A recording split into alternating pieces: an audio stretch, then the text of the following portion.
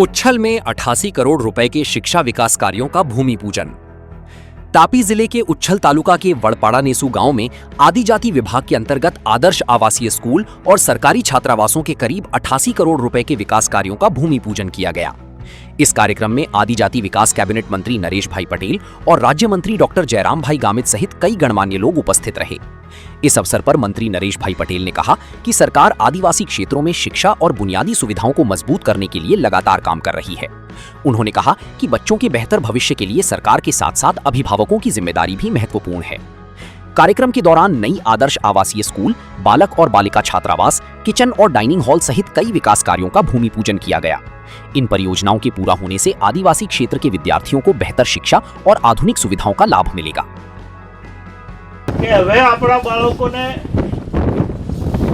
મેં મારા કેબિનેટમાં સાહેબને કહ્યું છે કે સાહેબ હવે ક્વોન્ટિટી મળી ગઈ છે, અમને ક્વોલિટીની અપેક્ષા।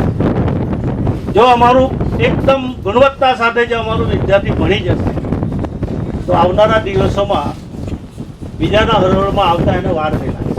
મુખ્ય ધારામાં જોડવા માટે આજે તાપી જિલ્લાના ખૂબ ઊંડાણનો એટલે કે ઉચ્છલ તાલુકો,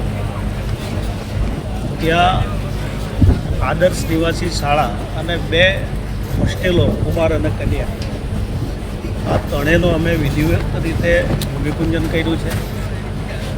આ ત્રણેય બિલ્ડિંગો પાછળ 88 કરોડથી પણ વધારે રૂપિયા ખર્ચાવે છે। એમાં બાળકોનો નિવાસ હશે, સારી રીતે બાળકો ભણી શકે એ માટેનું બિલ્ડિંગ હશે, સ્ટાફ ક્વાર્ટર્સ હશે।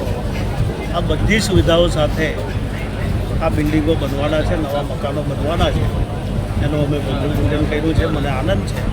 માન્ય મુખ્યમંત્રીશ્રી અને નાયબ મુખ્યમંત્રીશ્રીનો આભાર માનું, સાથે સાથે આપણા યશસ્વી પ્રધાનમંત્રીજીનો પણ હું આભાર માનું કે પ્રધાનમંત્રીજીએ જે તે સમયે તત્કાલીન મુખ્યમંત્રી તરીકે શરૂઆત કરેલી આદર્શ નિવાસી શાળા કન્યા સાક્ષરતાને ધ્યાનમાં રાખીને ડ્રોપઆઉટનો રેશિયો બિલકુલ 0 તરફ થાય એ જે એમની કલ્પના હતી, ભાવના હતી, એ બિલકુલ આજે જોવા મળી રહી છે। થોડા દિવસમાં નિઝર ખાતે પણ આવી છે, ત્યાં પણ 51 કરોડ રૂપિયાની બીજી સ્કૂલ બનવાની। આમ તાપી જિલ્લો ભલે ઊંડાણનો મહારાષ્ટ્રની બોર્ડર પર આવેલો જિલ્લો હોય, પણ આપણી સરકાર પૂરેપૂરું તાપી જિલ્લા માટે ધ્યાન આપે છે।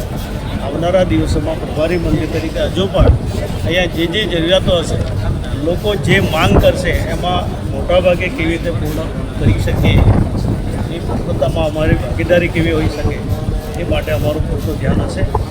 ફરીવાર આપના માધ્યમ દ્વારા આ તમામ વિદ્યાર્થીઓ અને આ વિસ્તારના લોકોને શુભકામના પાઠવું છું। ભવ્ય રીતે આ બિલ્ડિંગો બનવાના છે, આવનારા દિવસમાં આપણા બાળકોને ખૂબ।